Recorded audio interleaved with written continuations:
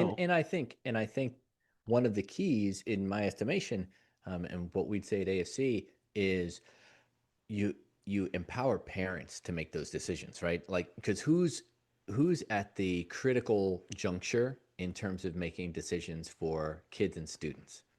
It's parents. And I know, of course, there's going to be anomalies. There's going to be situations where some families are not able to do that, right? Where, because of a family situation, um, you don't have parents who are just right there, kind of, with their hand on the switch. I get that.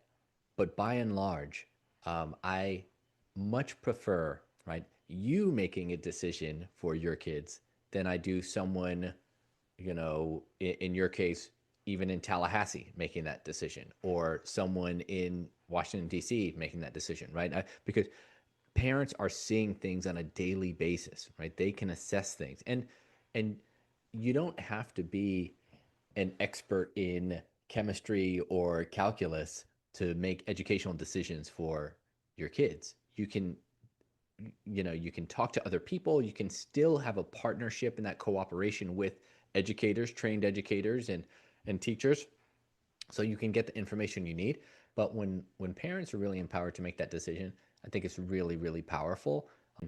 I mean, as we've been talking, I think there's no question that we've got to do better when it comes to how we educate our kids and how we deliver education across the country. That being said, I think the momentum is building, and things are oriented in the right direction, and that's oriented in a way that gives more parents, greater flexibility. It's adding resources where they're needed and where they're best spent, which is not the folks who are pushing paper, but it's parents who can make the decision about, hey, what does my student need, this week, this month, this school year, and how can we do better?